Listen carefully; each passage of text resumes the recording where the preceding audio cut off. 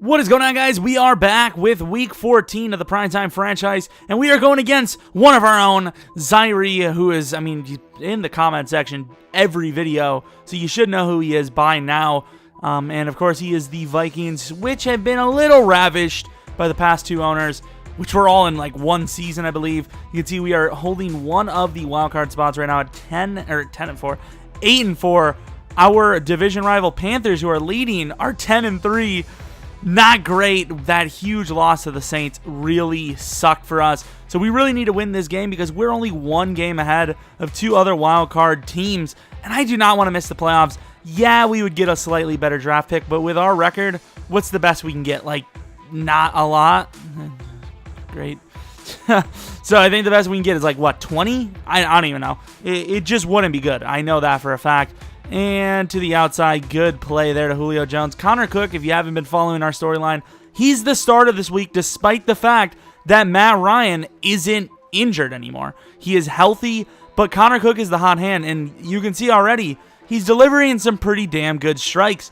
Here on 2nd and 4, we're going to run a screen. Not too hard to throw, but, that Julio throw, that was a tough throw to make. 2nd and 10.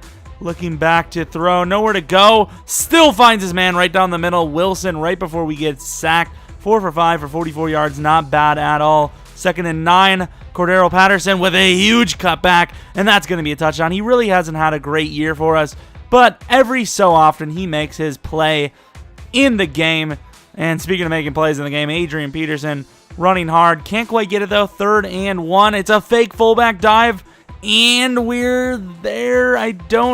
Some BS. It should have been the first down. Going to go for it on 4th and inches from the 32-yard line. We come with the house. And if his guy was streaking, that'd be a touchdown. Sadly for him. Zyrie, you got to know better. I know when we were chatting, you said, oh, look at that pick. You said, I knew what was going to happen. You should have got the touchdown, though. You should have streaked him there. Either way, it worked. But, hey, Jalen Collins with a huge pick. Speaking of huge things, Cooper with a great catch there. The first game, actually, of the whole franchise where we had oh my God, what a truck. We had Jalen Collins as number 2. He was out for the whole time, and that's a huge mistake. We're really lacking at cornerback, and we could have had some upgrades if we would have put him there properly. And Julio Jones, of course, with a touchdown. I think what it was is I thought the previous owner would have already had him at number 2. So I just didn't look at it, which is a huge mistake because he's only like 24, while Alfred's 28. Connor Barwin with a huge hit. I made it very clear also that whenever we are done with the playoffs, Connor Barwin will be getting released.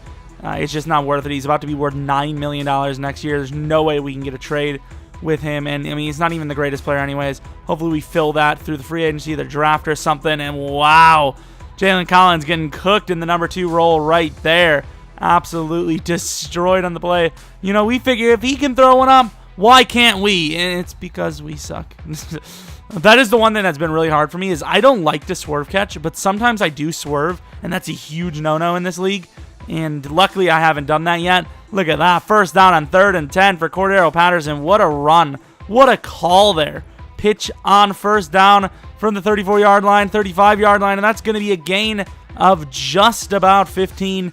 Running game so far seems to be a lot better than the last couple of weeks. Freeman overall is 3rd place for MVP ranking, but he's really fallen off lately. Luckily, we've been finding ways to get him 100 yards per game. Look at the throw there.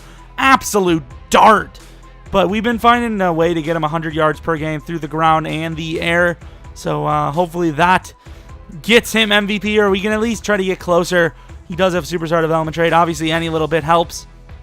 And, of course, we did get not a touchdown, but it was very close. What a call by us. And look at the return there early on for the drive. That's going to be great field position. 1st and 10 from about the 38. We get a sack. Screamer there from Telvin Smith. I'm surprised he got in there. It was a little weird from the center position. That's the one thing that Zyrie needs to work on, and he's very adamant about it. His offensive line is bad. He's got a rookie guard that's a 79 overall, but the rest of his linemen are 73 or under. There's some guys that he can get. Oh, that is a terrible animation, and I believe that would cause a punt. That sucks. But there's some guys he can get. It's not impossible to fix his team, and wow, 3rd and 3. Gotta make that play. By the way, I didn't make a big deal out of it, but we did actually change our... Oh, Jesus. There goes the mic. We changed our offensive line quite a bit, actually. We moved Max to right tackle, Jake Matthews to center, and Schrader to left tackle. So a lot of things have changed. Look at that read on the screen. Last play of the first half. But yeah, we changed some things around just to see if maybe the offensive line could play better with that. And look at the fumble. That sucks. But anyways, it's still second half, 16-7. Not a bad score for us at all. I know it's no 34-3, but it's still a decent game nonetheless. Second and inches to the outside. That was weird as hell. Luckily for us, it was not converted though. Third and inches. Going to come with the house. Zaire knows it, and he's going to deliver a wide open ball to Stephon Diggs, who is going to easily walk in for a touchdown. It wouldn't be a Falcons Primetime Franchise lately without Cardona making plays, and that wasn't, crazy great, but that was still cool. I don't know why, but I love Cardona. Definitely going to extend his contract as long as he's not asking for like $1.5 million a year. Because as much as I do love him, like, let's be honest, his stats really aren't there. Like, it really isn't. There's always going to be a fast guy like that. But he'll still probably end up being re-signed. With all that being said, he's still probably going to be on the team next year. We are, of course, only up by 2 because of a missed extra point. First and 10, however, pitch to the right. It's funny is I never really liked this pitch, but for whatever reason, I like it because people think I'm passing out of it, and that's why I run it every so often. And it doesn't really work for me. It's worked for me a couple times this game, but for the most part, that pitch, it just isn't great. First and 10 from the 10-yard line. A little bit of a late throw, and I believe that's our first interception with Connor Cook so far. I don't know about the season because he was, I believe, with the Saints earlier on. Oh, Peterson. Oh, huge hit, and he recovers very luckily there. But yeah, Connor Cook has been amazing for us. He's almost got, 10,000 XP. He's normal development trait, but he's only 24. Look at the play by us here on 3rd and 1 on the defense.